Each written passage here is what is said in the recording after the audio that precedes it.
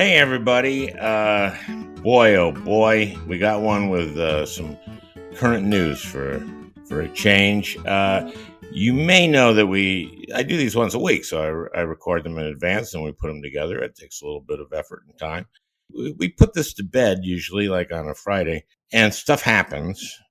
And sometimes it's kind of important. The president's in Walter Reed, for example. And of course, everybody wishes him well, just like we wish anyone who gets this horrible virus, wish them well. And how we mourn the over 210,000 who have died.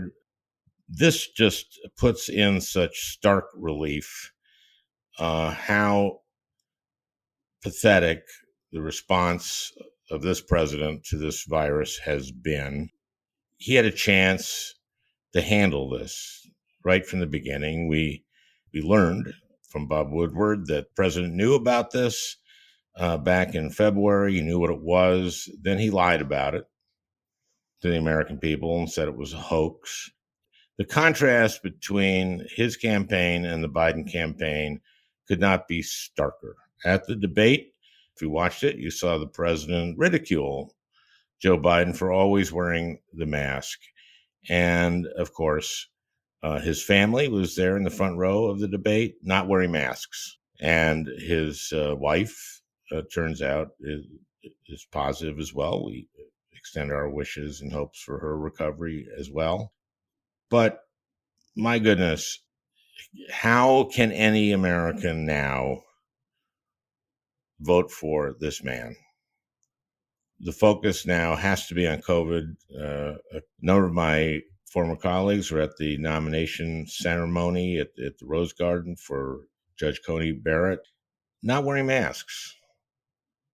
Or I guess Tom Tillis, I saw him with a mask, but not social distancing. And I wish them well. I texted Senator Lee. I said, I hear you tested positive. Stay away from me. It was a nice exchange, and I wish everybody good health. Everybody who's listening, good health. This is ridiculous. We have Norm Ornstein coming up. Norm was at the debate in Cleveland, was eyewitness to the Trump family entering with masks, taking them off, people from the Cleveland Clinic bringing the masks, and they're refusing to wear them. This is what you get when you don't really understand your job. So all of you out there, whatever job you have, please try to understand it. All righty. We'll be right back with the rest of the Al Franken podcast. A great one, as always. Before we go to Norm, I just want to alert fans of the podcast that we have launched the Al Franken Podcast online store, where you can get items such as the Al Franken mug and my I Hate Ted Cruz pint glass, with the caricature I drew of Cruz sitting directly across from him in the Judiciary Committee, and it's etched onto a fine 16-ounce glass. You'll hate it, I guarantee. Just go to alfranken.com and hit store. And now, here's Norm Ornstein. You went to the debate. You were in Cleveland. We were in Cleveland. We drove to Cleveland to avoid taking an airplane. And we're in the audience, which was an extraordinary thing. I've been to a lot of the debates before. I've had a long relationship with the Commission on Presidential Debates. This one, of course, was run through the Cleveland Clinic. We all had to get the full Monty COVID test and wait for hours self-isolating until we could get the determination that we were negative. And then it was a hall, an auditorium that was fairly big, but they basically had only 70 or so people there. including Ivanka and Jared. And how much of the family was there? How much of his family? Well, we could see them come in, and it was Ivanka and Jared and a couple of the kids, and they had an entourage that included their usual suspects from Congress, Jim Jordan and Marsha Blackburn. What was interesting about that is they had set up all of these health protocols to protect people. So not only were we required to take the test and be negative, we had to wear wristbands to show it. They took our temperatures coming in and all over the place. And with all of that, everybody wore masks. And the family and the entourage for Trump came in, sat down in the front row, had masks on as they walked in. And as soon as they sat down, they took the masks off. And people from the Cleveland Clinic went over, handed them new masks, and asked them to put on the mask because that was a requirement for everybody, and they refused. It was just another sort of affirmation of what kind of people the country's dealing with here. Who would have thought? That's just shocking. Yeah, isn't it? Yeah, yeah. So everybody had sort of the same reaction to the debate. Well, not. I guess there are some people thought it was both candidates were terrible. My feeling is that one of the candidates was especially terrible, and let me tell you which one. Yeah, I'm suspenseful. Yes, which one? I think Trump. I think Trump was very bad. Damn, I just happens I agree with you. I think that there are some strengths in what Biden did. I wish he had some one-liners to anticipate. Yeah. Because you could anticipate Trump being a jerk, didn't you think? I think that was like 100%, yes. So what was the feeling in the room? Was there a deflation? Was there, everyone's in a mask, so... Yeah, but you could feel it. It was shock, feel it. awe, and horror.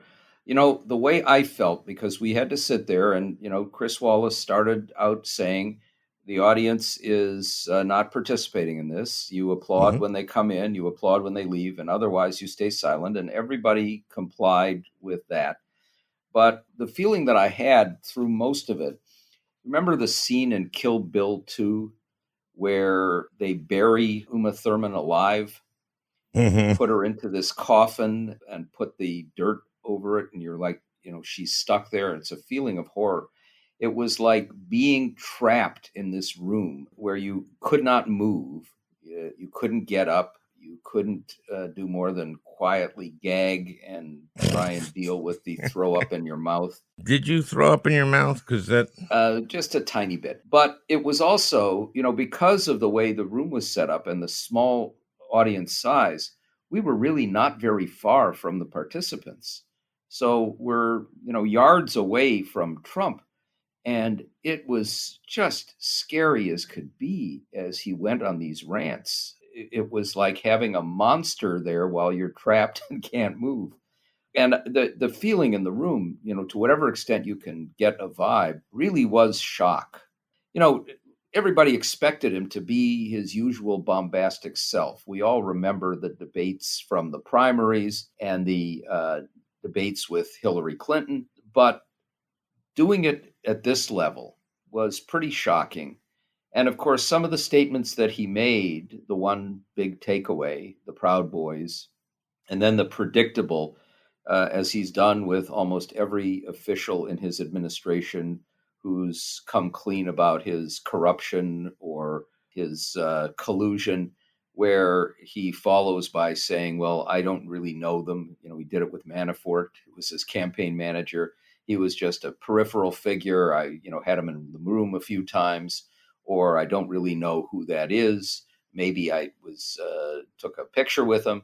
That he would then say he didn't know what the Proud Boys were. But the shock that he would not just fail to denounce white supremacists, but would get them ready to act. And I have to add, Al, that we just saw a story, I believe it was an NBC News story from Dateline, that the Department of Homeland Security sent instructions around within the department for people to say positive things about Kyle Rittenhouse, the murderer from Kenosha, who went out, of course, with his assault rifle and killed 2 people.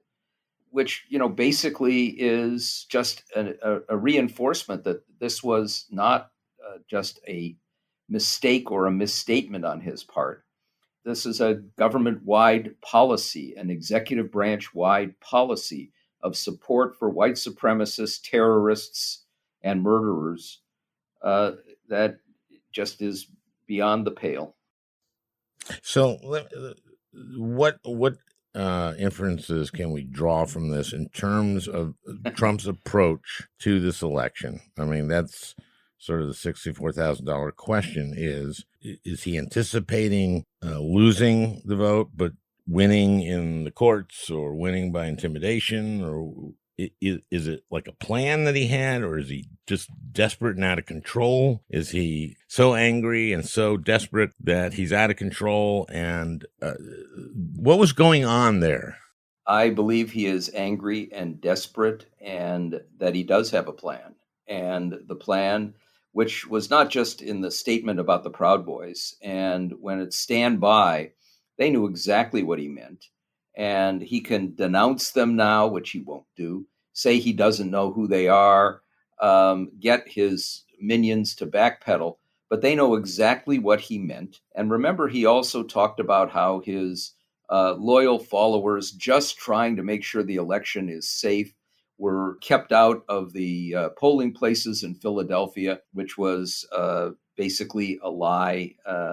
Well, no, they were kept out, but they aren't allowed in. They're not allowed in. Poll watchers have to be identified ahead of time, approved to be poll watchers. And they have to be at an official site, and this Yes. was not an election site. So he misstated that. He, of course, lied about these ballots. There isn't a day that goes by when I don't think of the Mary McCarthy comment that every word, including a and the, is a lie. But all of it designed to discredit the election and basically to send people out into the streets. A whole lot of them are going to be armed, to try to intimidate voters and to discredit the ballots sent in by mail, because they will not be ones where they can intimidate them in advance.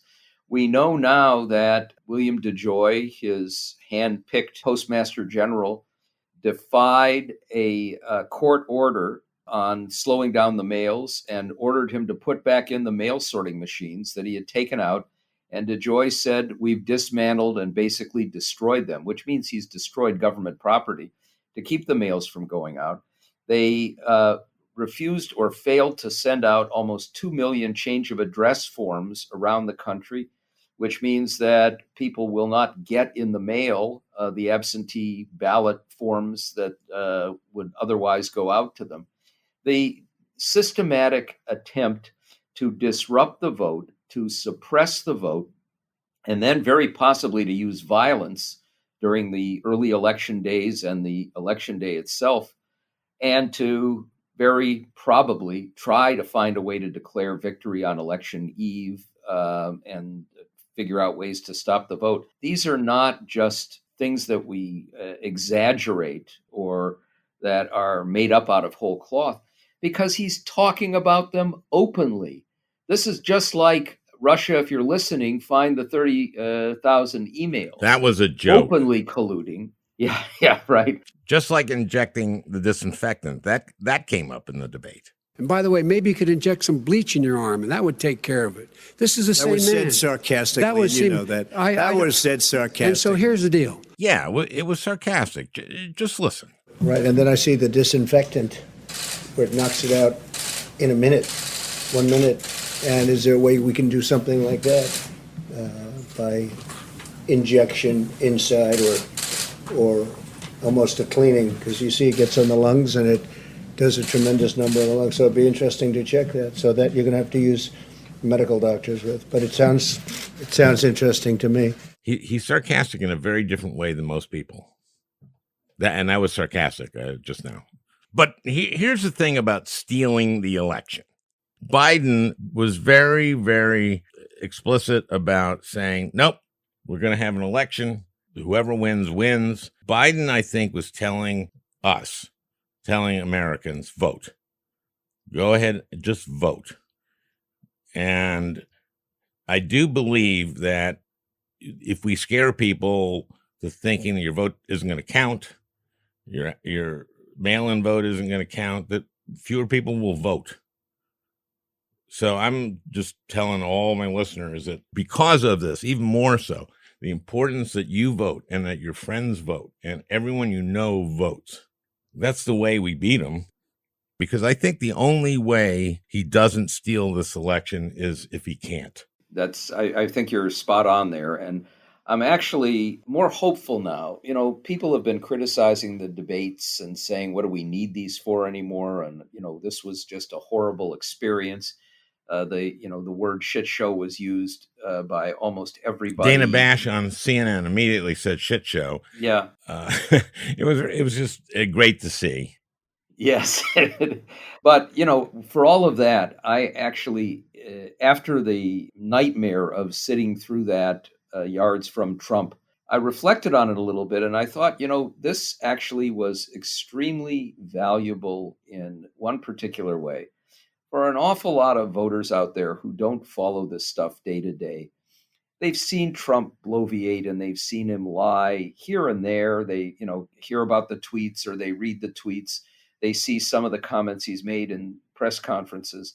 But you had people watching him in a sustained way for 90 minutes and seeing the sociopath turn into psychopath, the overt white supremacy, and anti-Semitism, by the way. The Proud Boys are deeply, deeply anti-Semitic. Oh, I didn't know that.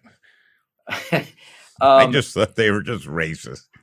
Oh, well, that's nice to know. Yeah, occasionally they go together. I don't know why. Yeah, but I'll stay away from, if I see a Proud Boy, I'll just say, oh boy, I'm from Minnesota, I'm a Lutheran. Something like that. And I'm white. I'm a white Lutheran. I'm a white Lutheran. Well, you could see I'm white. Yeah. But you might think I'm Jewish, but boy, am I not. Yeah. Tell you that, the Proud Boy. Learn how to pronounce the word Aryan. Anyhow, you know, they saw what a monster he is, and in a sustained way. And I think that's going to actually help when people vote. I think it's going to make some difference at the margins. And what I'm hopeful for is that in a state like Florida, they've already started to process the votes by mail coming in. They've had votes by mail coming in for a little while. If that means we could well, if this is not close, get a result from Florida relatively early on the evening of November 3rd. And if he loses Florida, he has no claim whatsoever to declare victory. That's a big if. That's a big if. Florida has. It's a big if, but you know there are other states that will follow along the way. What I'm most worried about on election day itself, and we've seen this in a couple of instances, it's almost like they're doing beta tests, is that we're going to get these armed thugs out there basically blocking the entrance to polling places. Now that's illegal, but I don't know in some places whether the police will actually step in and make them move away. And one of the things that's been little noticed here, one of the most pivotal court decisions that we've had involving elections, and by the way, we've had many instances. The lawyer who you know well, Mark Elias, has been extraordinarily active in 35 states and has gotten many courts to overturn some of these rulings that have made it more difficult for people to vote. We've actually had some pretty good decisions out there in a number of states, including ones like Montana just the other day. We had a court decision in New Jersey. A couple of decades ago, the Republican Party was suppressing votes by putting out off-duty cops in uniform with their weapons, basically trying to scare off and intimidate voters. And it was blatant enough that they got sued, and a judge worked out a consent decree where nationwide they agreed they wouldn't do this anymore. And just this year, a judge lifted that consent decree. It expired. It was not reinstated. It was the same reasoning as John Roberts used in the Shelby County decision eviscerating the Voting Rights Act. That, well, we're not seeing racism anymore, he said. Why? Because you had a Voting Rights Act. And Ruth Bader Ginsburg said, that's like saying in a torrential rainstorm that you don't need your umbrella anymore because you're not getting wet. And in the same way, we hadn't seen this kind of voter intimidation because they'd been blocked legally from doing it, and now they're not blocked. And you can imagine police and off-duty police standing by while they keep people from voting. And if those kinds of things happen, and then people try to work their way through to get to the polling place, they might be roughed up. We might see violence. And then you worry about Trump stepping in, knowing he's going to lose, and taking it to the next level of autocracy, which is saying this is out of control and I'm stopping the election, which he cannot do legally, but still doing things legally has never stopped him before. So the next debate is going to be a town hall, right? Yes. So almost by definition, kind of, I think, it's going to be different because it's going to be, at least Biden getting off his stool or whatever it is and walking up to a woman who asked about having pre-existing conditions and talking to her. And then, and I hope that they will actually be able to get into issues. I'm so frustrated about something like healthcare. We have such a case against Trump. It's so cut and dried. Basically, he wants to unravel the ACA, meaning that people will not have who have pre-existing conditions will not have protection. Also, he said during the 2016 campaign that he was going to repeal and replace Obamacare and replace it with something terrific. That when he didn't do that, he said, "Who knew healthcare was complicated?" And the answer to that is everyone, you schmuck, except you. The Supreme Court nomination is. The ACA is on the line there. It was impossible to actually get any kind of substantive discussion, and I hope we'll see that in the next one. Is the debate commission going to change some rules? They are. They are going to at least have a microphone cutoff provision for the moderator. The moderator to the next debate is Steve Scully from C-SPAN, who certainly knows how to conduct a town hall under normal circumstances. As we left the debate hall in Cleveland, I bumped into Steve. His face was a little bit paler. For those who don't watch a lot of C-SPAN, C-SPAN's very interesting because they're great about this. C-SPAN, of course, was started by the cable industry, right? Cable TV and it's a public affairs. Brian Lamb, and it's great because they just have to be, they're neutral. Boy, are they neutral. And I remember going on C-SPAN with my book, Rush Limbaugh's Big Fat Idiot and Other Observations, when I first came out. And I was doing jokes and I was being interviewed. I can't remember who it was, but it was someone like Steve Scully. And I was doing jokes and they can't laugh because that shows some bias. And it was great because I could see them wanting to laugh, but not laughing. Yeah. And I really respect that. And you tried really, really hard to get them to laugh. Yeah, I remember, oh God, on that thing, I just said something about mistakes I had made. And I said that I'd done a fundraiser for Pol Pot. And then I remember taking phone calls and I got one from a right-wing woman who didn't like anything I said. But then she said, I said, is there anything I said that you liked? And she said, I like the Pol Pot joke. Anyway, so the point is that Steve Scully is the most neutral person. That's what he does, but he's pretty mild-mannered. If you had Steve Scully moderating a town hall between Barack Obama and Mitt Romney, you couldn't ask for anybody better to do that. Any normal candidates, this will be a challenge. But I also think there's a natural sort of break on Trump in this setting because you're being asked questions by voters. And if you go completely off the rails the way he did here, it's going to be harder and more jarring. And you can imagine an average voter saying to him, cut that stuff out. Try and be a president. That would be more effective than what Chris Wallace tried to do. And this has sort of been my point where people say, well, we shouldn't have any more debates. That was ridiculous.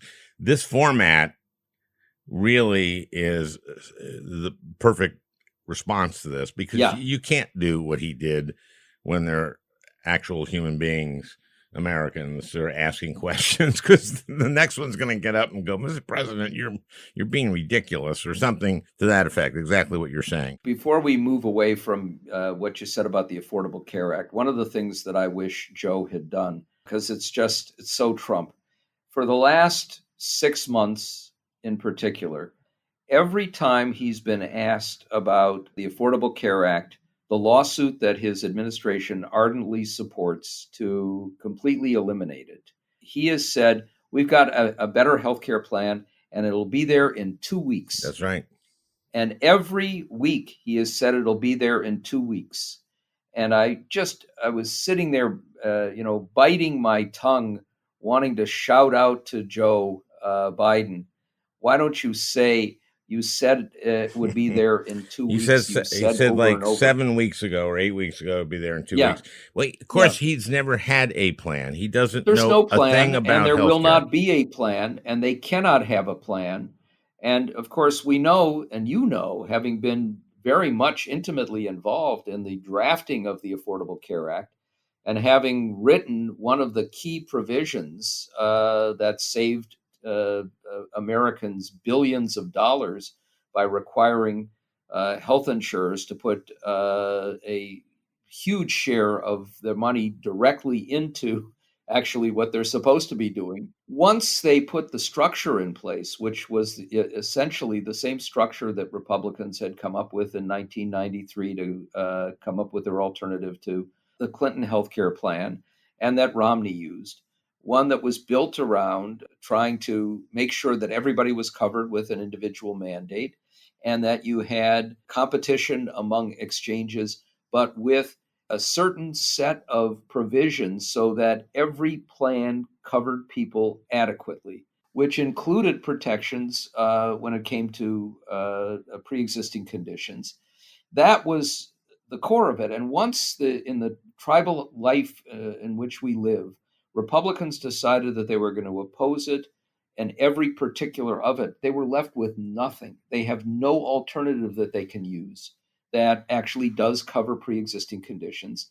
And all the talk about how they would protect it is as empty as the moral fiber of Donald J. Trump. There was no ability to talk for 30 seconds, for 20 seconds, for 10 seconds. And to some extent, that worked to Trump's advantage, because I got the feeling at some point he might have said, oh, shoot, I could either learn something and prepare for this, but I haven't in the last 4 years. It's like going into a athletic competition and you haven't done any exercise in 4 years and then going like, well, I'm going to into the ring with Muhammad Ali. I think I better train this week. I mean, he has no ability. He doesn't know anything. And he has no interest in knowing anything. Exactly. So instead of that, he interrupted and yelled, and so that you couldn't talk about anything in any depth at all. And I hope that at least in this new format, they will be able to do that, because you would be able to destroy this guy if you could actually talk about healthcare, if you could actually talk about climate, if you could actually, and this guy would just go, he'd just say, no, the Obamacare's terrible. That was literally a word, something he said, right? Yeah. It was interesting to watch when the family came in and the entourage came in, but the family, especially the Trump family, they did not look happy at the beginning of the. And that's weird, because they're such happy people. Well, I think there may have been a couple of reasons. One, it's entirely possible that they had cautioned him against going too far and that he had rejected it. But if I had to guess, my guess is that on the plane coming in, they had some intense discussions about Trump's taxes. Melania, who's probably signed tax returns without ever looking at them and was told that she was not allowed to look at them, now perhaps realizing that The prenup involves a set of assets that are not there. The kids understanding that the Trump enterprises, which they're involved, may not have anything left to them. And all of them realizing that they may end up in the slammer, at least That would be a because of New tense York. flight, wouldn't it? Yes, it would now be. that you're framing it that way. Yeah. Yeah. And if you saw, of course, the in the aftermath of the debate when it was over, and by the way, sitting there, we were a few rows behind Joe Biden, and Jill was pretty tensed up throughout the debate, as any loving spouse would be. And she went up on the stage afterward, and she and Joe had this warm, long embrace. And then Melania went up on the stage and barely touched Donald, and had the usual look That of doesn't mean unhappiness on anything. her You know, face. different people have different kinds of physicality. I don't think that means a thing. I don't think that means a thing. I'm sure they're very, very, very close. Very close. Well, what I was fascinated with on the taxes is that Chris Wallace brought up the thing. He only paid $750, and he asked him, "How much did you pay?" And 3 times he wouldn't answer it. Yeah. Right. And then Yeah. finally he said, "Mr. Brown, how much did you pay?" And he goes, "I paid millions."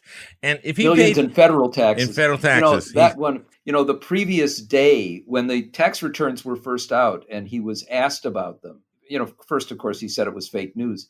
But then he basically acknowledged that he'd only paid $750 in federal taxes and said, "Yeah, but I paid a fortune in state taxes." And here he gets up there and, doesn't answer. And then he decides, if I'm going to lie about this, why should I make it a petty lie? Let me go all the way and say millions I paid. here's the thing. He was asked 3 times and didn't answer. If he had paid millions of dollars in taxes, if he really had, he would have said it the first time. Oh, you know what? He would have released his returns. It is so inaccurate, the New York Times. I paid millions in income tax, and I'm going to release my taxes, and you'll see the New York Times is lying. I'm finally showing that the New York Times is fake news, and I'm going to do that by releasing my tax returns. But then he said, well, I'll release it when they're finished. I have another suggestion for a guest for you, and that's Adam Davidson, who writes for The New Yorker. And Adam has been all over this story, sort of combed through these tax returns, because, of course, the real story is not just that he lied and manipulated to keep from paying taxes, stiffing the IRS and saying to Michael Cohen, "Can you believe what idiots there are?" when he got a clearly undeserved $80 million, $70-some million refund. The real story is the money laundering. And what Adam has pointed out is that when Trump was in this dire position, facing personal bankruptcy and all of that, and then all of a sudden in like 2011, he's got this bundle of cash and he's using it to buy golf courses, all of these investments that have been hemorrhaging losses ever since. But it's classic money laundering. And this was right around the time that the Azerbaijanis and the Russians were laundering money through to buy golf courses. So, and he was paying cash, which of course real estate people never do. They want to leverage themselves. There are like smoking guns everywhere here, suggesting that this was money laundering. I did a tweet the other day that was, I think it's time for the Southern District of New York and the New York Attorney General to depose Anthony Kennedy's son. You will remember that Trump, on the floor of the House chamber when he was doing a State of the Union message, when Kennedy was still a Supreme Court justice, went up and they had a pretty warm exchange in which Trump, they caught on the audio, was talking about how wonderful Kennedy's son was. Then we get this bizarre experience of Kennedy resigning prematurely so that his protege, Brett Kavanaugh, could get on the court. And of course, all of this, the predicate is that the son was in charge of many of the loans at Deutsche Bank, which was the only institution willing to lend money to Trump when he was completely underwater and no other bank would go anywhere near him. And we need to learn more about that because, of course, Deutsche Bank is notorious for laundering through Russian money.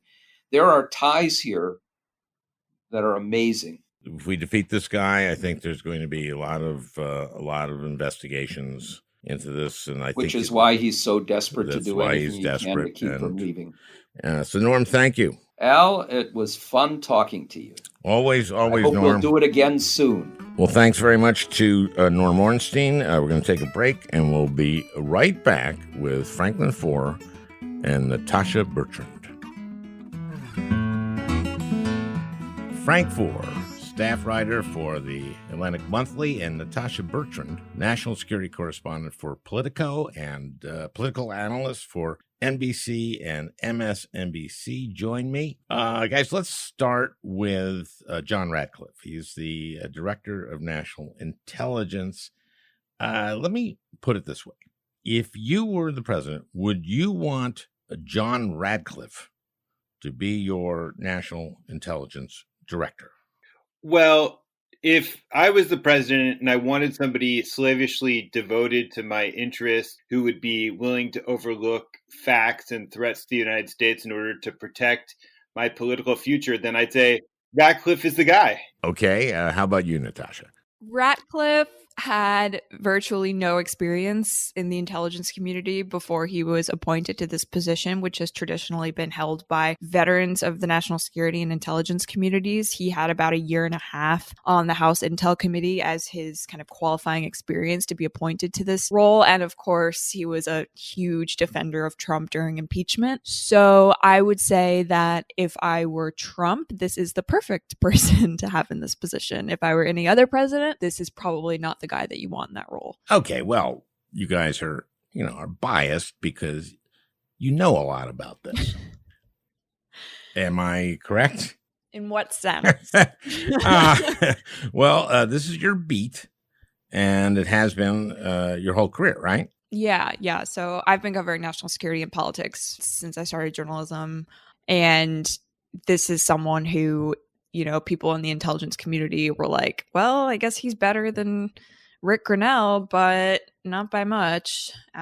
Rick Grinnell's another Trump loyalist who was the acting director of national intelligence for a few months before Ratcliffe was appointed. And neither one of them have intelligence experience, but as the president has been trying to purge people within the intelligence and national security communities who don't agree with him, it makes logical sense that these would be the people that he selects for that very important position. Recall, Al, that he was actually nominated, or Trump flirted with nominating him for this post many months ago, where he had even less experience on the Intelligence Committee. And most Republicans in the Senate kind of threw up their hands and said, this is even too much for us to swallow. And in the Trump era, Republicans rejecting a hack Trump appointee is a rarity. So I think that on the hackometer, that was, I think, a sign that he was pretty far gone.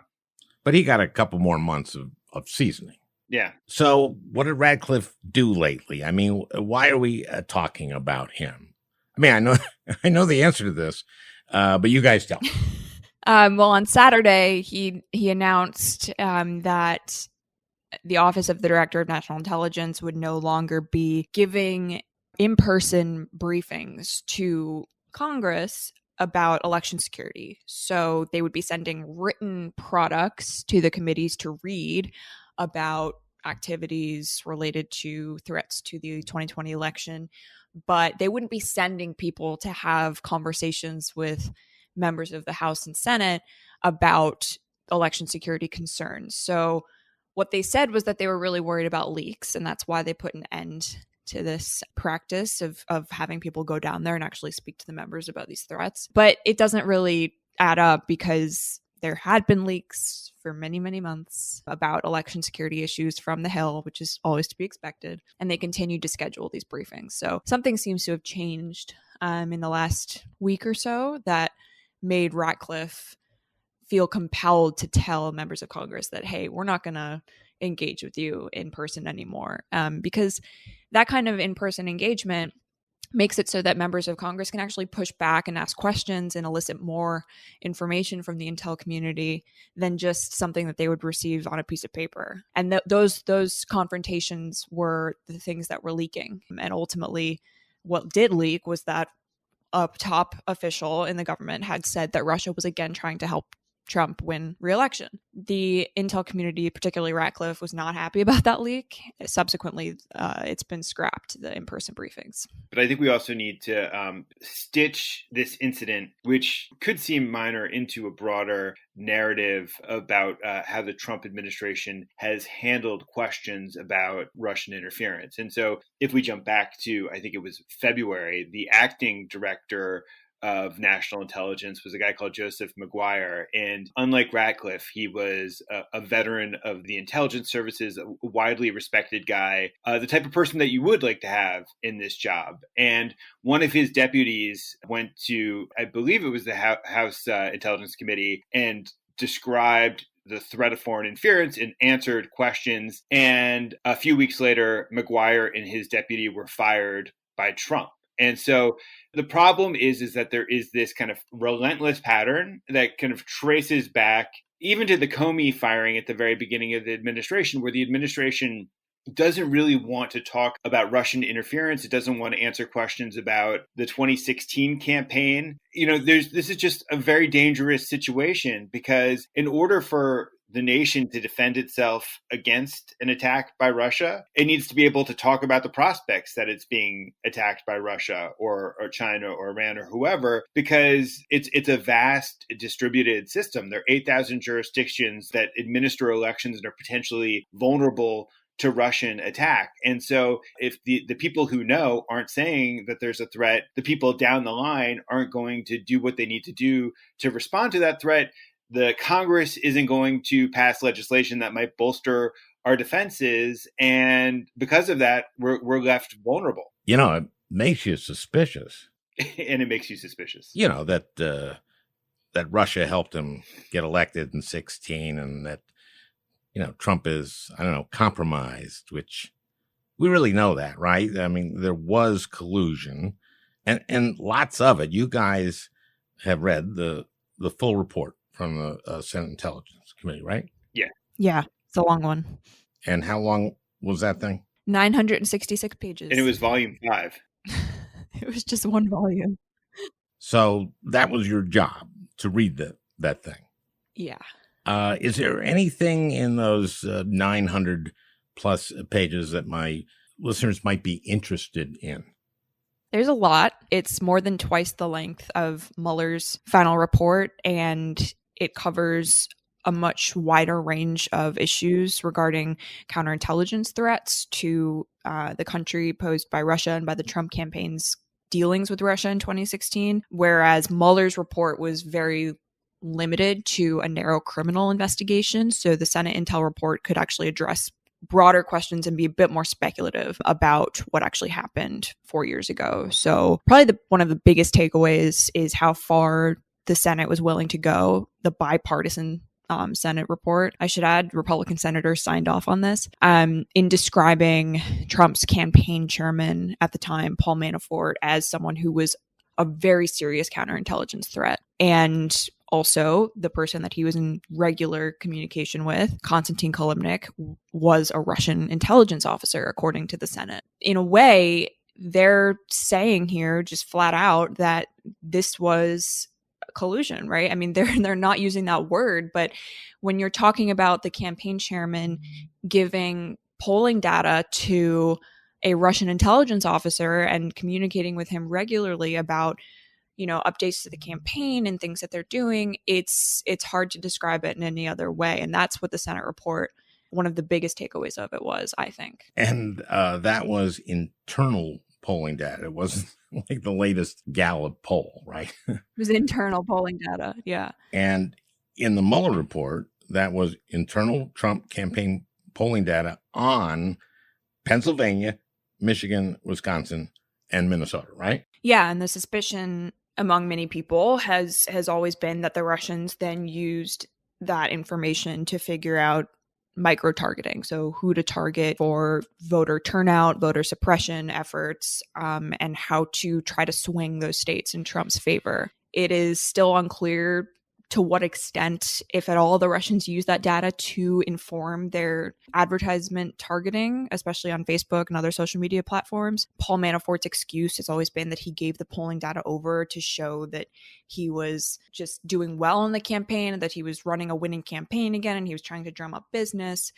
But it's a question that's still very much unanswered. Yeah, it was just trying to drum up business with Russian intelligence agency by showing Russian spies how close things were in Pennsylvania, Michigan, Wisconsin, and Minnesota. Look, if we review what the Russians did, they were influencing the election by targeting people with Facebook ads, and not just ads, right, but just anything on Facebook. And it would be nice for the Russian Internet Research Agency to know exactly who to target. Let's see. Your internal polling shows that black males in Detroit, Milwaukee, and Philadelphia are soft on Hillary.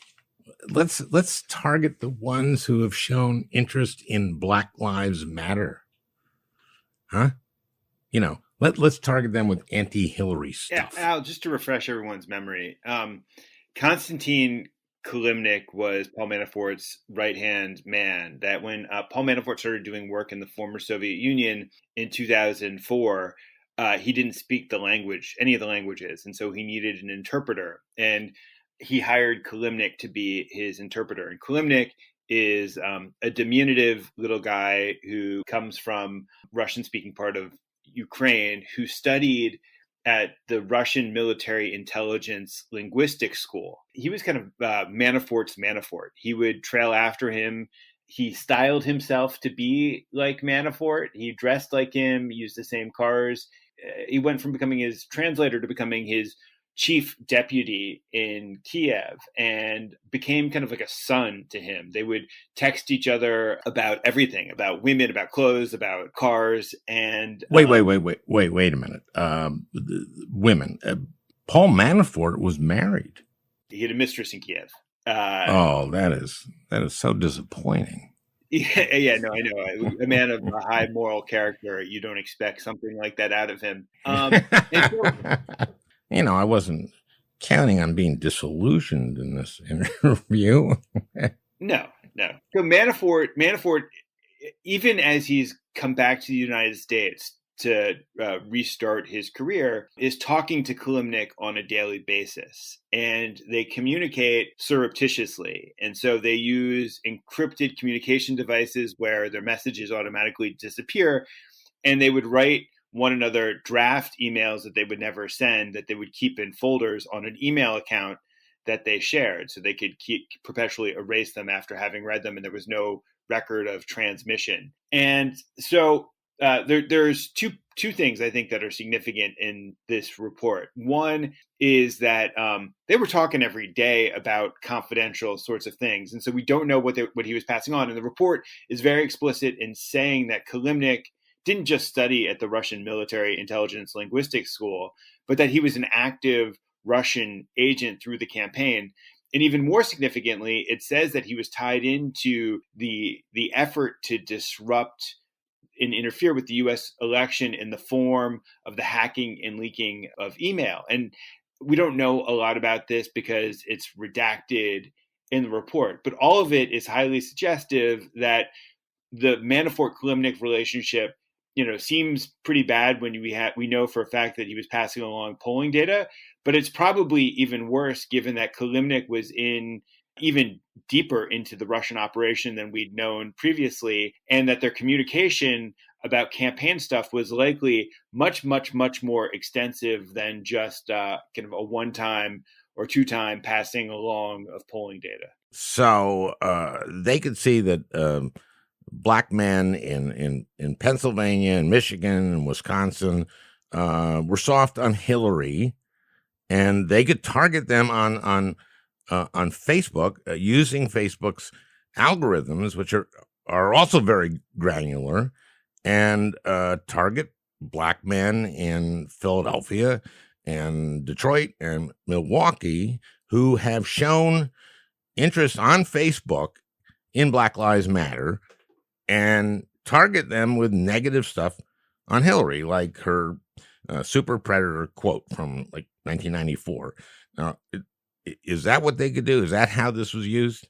I think so. And I also think it's worth noting here how unprepared the intelligence community was to deal with something like this. So in multiple accounts, people who worked for the FBI, who worked for the agency, who worked for DHS at the time, they've all said that, they just had no idea how to deal with the onslaught of disinformation and basically the targeting that was done to American voters by the Russians, because they had never experienced anything like that before. They had never had to deal with social media campaigns and influence operations online to that extent.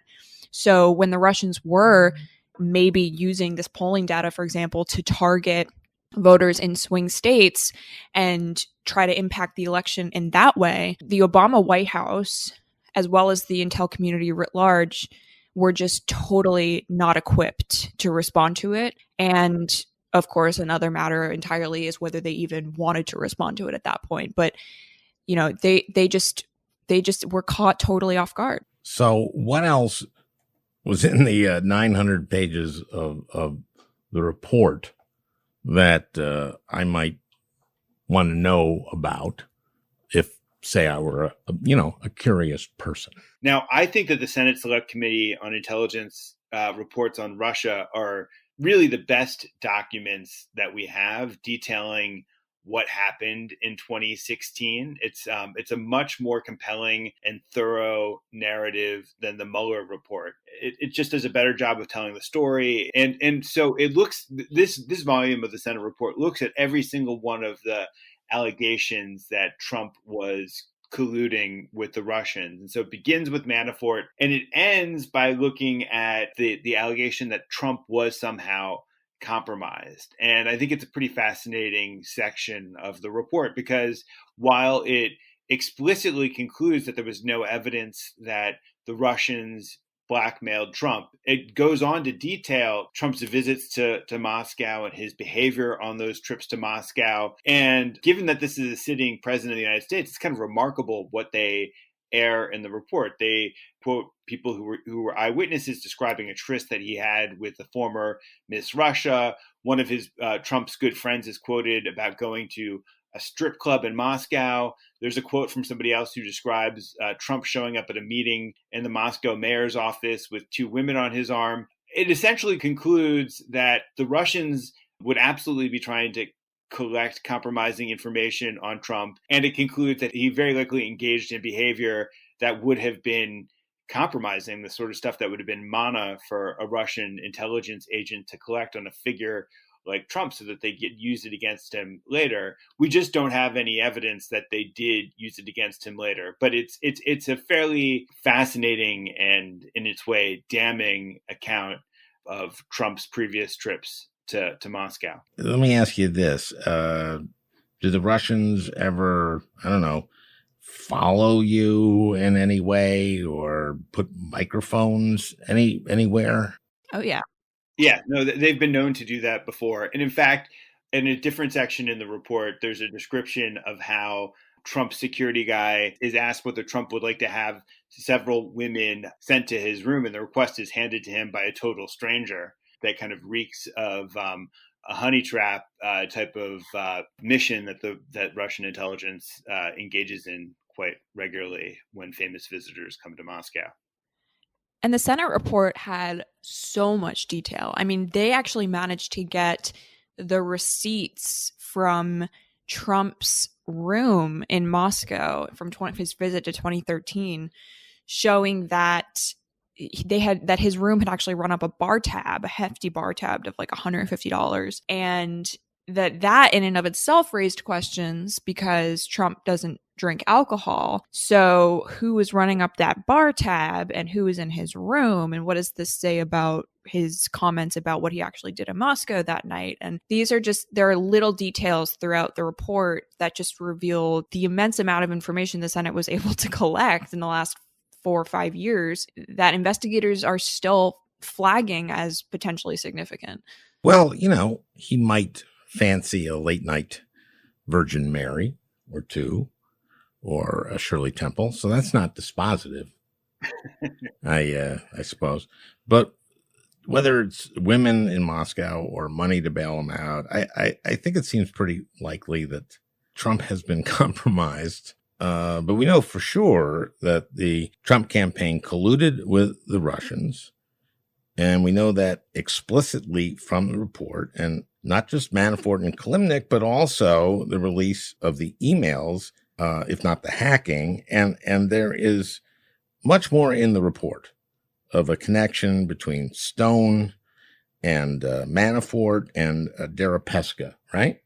Yeah, so the report hints that Paul Manafort and Konstantin Kilimnik may have had a role in the hacking and leaking operation that the Russians carried out. And then the rest of that section is redacted. So it's really tantalizing. And they don't explain how they know publicly that Paul Manafort may have been involved in this. But what it does outline in detail is, the Trump campaign's efforts to take advantage of Russia's, leaking operation through WikiLeaks. And it's a very extensive, detailed part of the report all about how Roger Stone was talking to the Trump campaign almost daily about the WikiLeaks releases, how it was very clear that the Trump campaign knew, it was publicly reported at the time, that Russia was behind the WikiLeaks releases, and that on the day that John Podesta's email was leaked, Roger Stone had learned that the Access Hollywood tape was going to be put out by the Washington Post, and he scrambled to get WikiLeaks to release the Podesta emails that he had been informed about a couple days earlier. So in that sense, they really did use pretty much in real time what WikiLeaks had gotten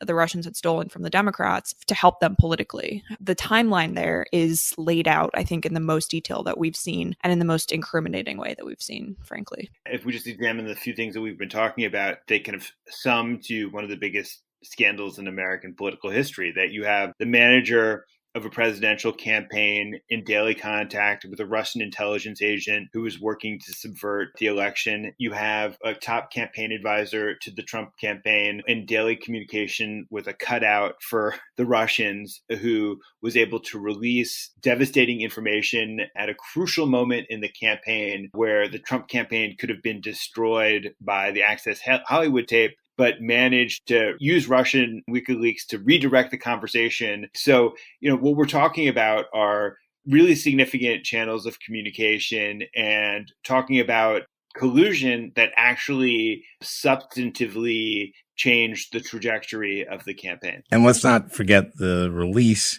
of the DNC emails the day before the Democratic convention in Philadelphia, okay? Right, which made it so that Hillary would spend the rest of the campaign struggling to consolidate the Sanders vote. And therefore not consolidating it, which led to a lot of Bernie supporters not voting or voting for Jill Stein, or I suppose some for Trump.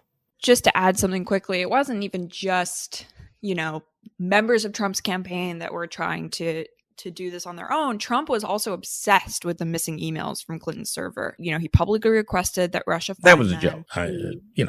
I laughed. I mean, just because you laughed. I remember thinking, wow, I know comedy. And that is a well-crafted joke.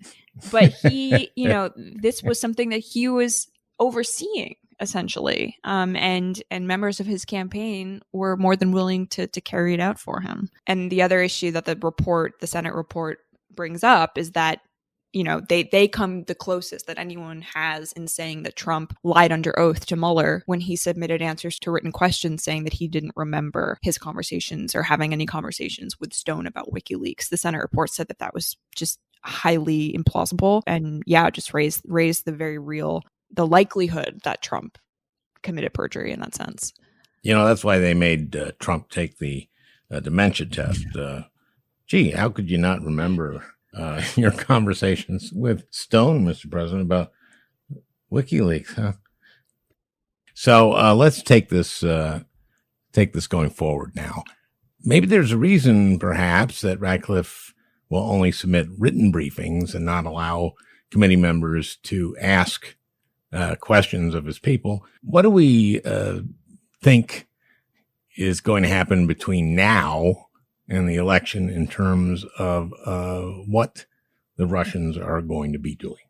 What we have is history to guide us that Russia has interfered not just in the U.S. election in 2016, but it's interfered in basically every major European election and elections across Latin America and Africa. We know that there'll be a pretty high temptation and high know-how when it comes to messing with the election. And so there are a couple avenues that they've historically used to interfere.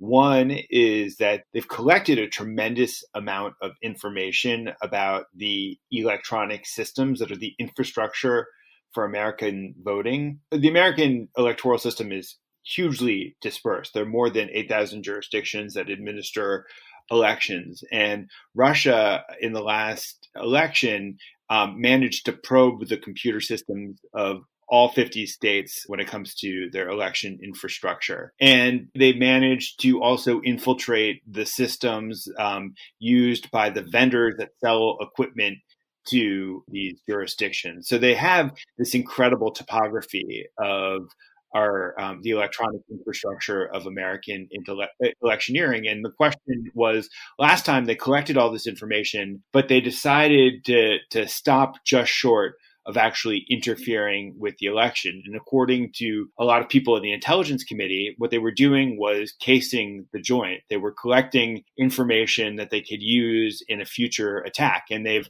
launched similar sorts of attacks in places like Ukraine. The other thing that they can do is that they can continue the social media campaigns that the Internet Research Agency and trolls in St. Petersburg perpetrated in the last election. That's become significantly harder because the social media companies, to their credit, have clamped down on some of this interference and there's better information sharing. And so that's possible, but a little bit harder to do. They can hack and release emails and communications belonging to people in the various campaigns. And if they did something like that, they would likely do it at the last minute when it can achieve maximum chaos. And that's been a pattern that they've established in other countries. And lastly, they can move money into American campaigns. And that's something we just pay very little attention to, even though we now have hard evidence that they successfully did that in 2016 and 2018. We have the indictments of Rudy Giuliani's co-collaborators, Parnas and Fruman. And in that indictment, it was clear that a Russian individual who was unnamed was sending hundreds of thousands of dollars into super PACs. And that money found its way into helping Republicans. And Trump, yeah. There's also an operation that Russia-linked actors are carrying out right now to smear Biden that the top counterintel official in the U.S.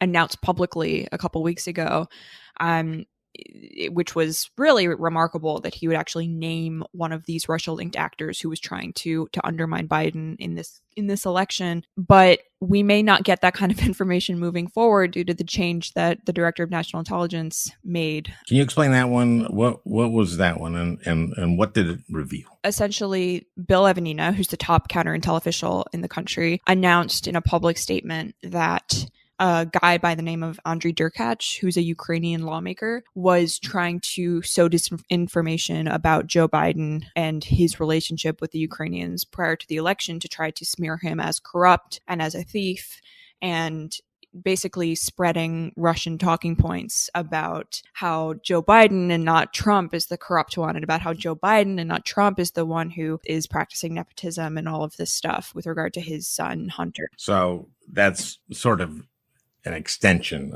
of the impeachment. Exactly. So it was the Trump defenders' argument during impeachment, counter argument that no, Joe Biden really does need to be investigated, and Trump was right to ask the Ukrainian president to do this. Now is being extended into people who, according to the U.S. intelligence community, are actually working on behalf of Russian interests to push this into the mainstream, and they're being successful in large part because of Republican members of Congress who are allowing this to be laundered into their committees.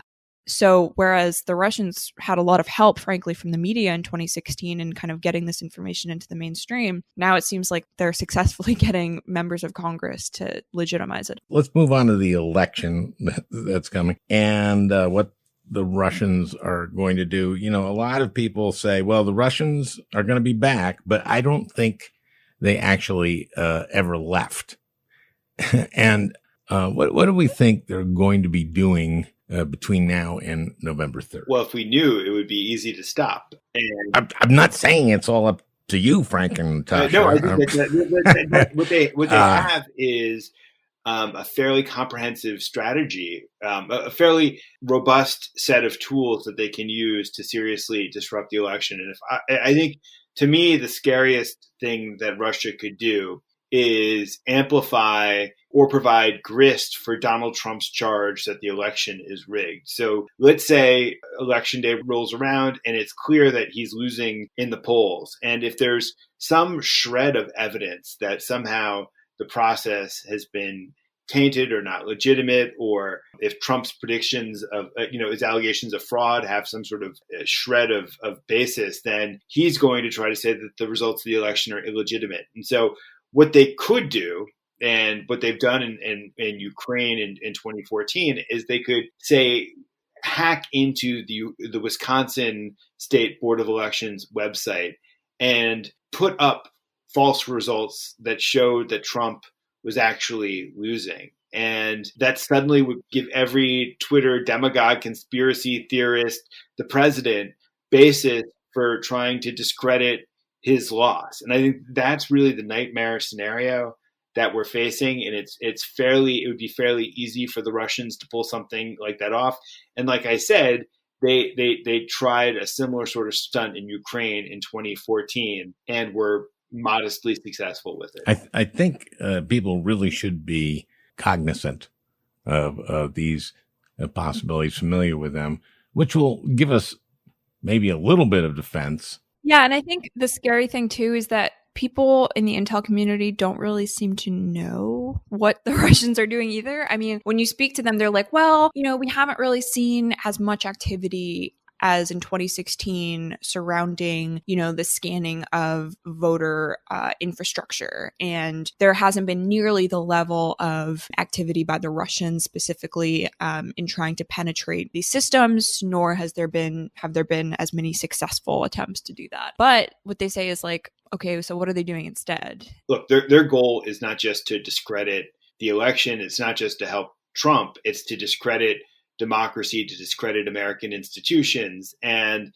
there are just so many potential targets. I've heard a lot of experts talk about their fear that media is going to be a juicy target for Russia this time. That it's not like Republicans need any further evidence to get upset at media and to believe that media is biased. But, it's not inconceivable that Russia could hack the AP or the New York Times and reveal correspondence between writers and editors that somehow expose media bias in a way that kind of further ratchets up distrust of media and further cranks up the anger of Trump's base. I think that the Biden campaign is probably better protected in most ways against a cyber attack, but I know for a fact that there are a lot. You just see the Biden people. You email with Biden people. They're not necessarily all using. Well, just look at John Podesta. I mean, they got into his email. I just hope someone on the Biden campaign has explained to Biden what phishing is. There's a lot more sophistication about how those sorts of operations work. They do something called social graphing. And so, they'll follow a campaign advisor on social media and they'll know that, hey, this advisor likes bass fishing. And so they'll send them carefully crafted email about how there's a bass fishing sale at the shop, and they'll perfectly mimic it. But if you click on the link for the sale, you're suddenly giving the Russians access to your computer.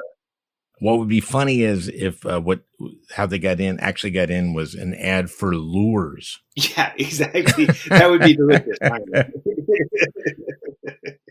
One of the big Trump issues that he's trying to push is law and order and violence in the street. There's a lot that the Russians could do to whip that up, right? Yeah, we know in 2016 they were making events on Facebook pages for both sides so that both sides, protesters and counter protesters, would show up and just square off. And it was completely manufactured. I mean, these events were started by the Russians and disseminated by the Russians, and it was just to stir chaos in the streets. So it would be we don't have evidence yet that that's what's happening here, but it would be very unsurprising if they were using the same tactic. So this is a very fertile area for them to, make hate groups show up, say Portland.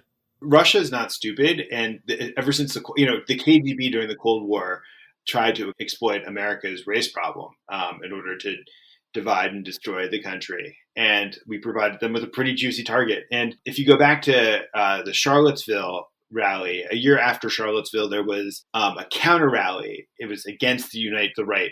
And that rally began with people in St. Petersburg posing as Americans, sending direct messages over Facebook to various Americans, and then having extended conversations with those Americans about how to orchestrate the logistics for such a rally. And it poses a very complicated question for the social media companies, which is the Russians may have seeded the idea, but it was Americans who carried the idea forward. And at what point does it become illegitimate? But we know that they've been in touch with the far right, and on social media, they've tried to stoke and promote and amplify far right arguments, arguments of militias.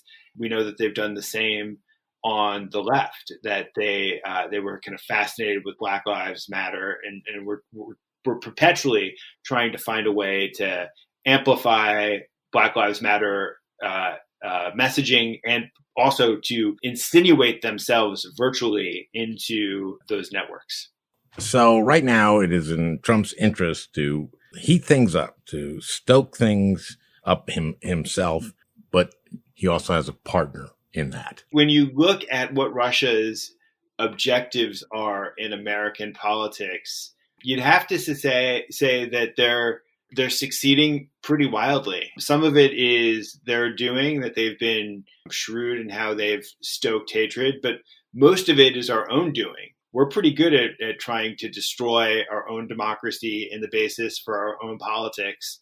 And what makes this situation so perilous is that Russia doesn't need to go full tilt to try to destroy American democracy.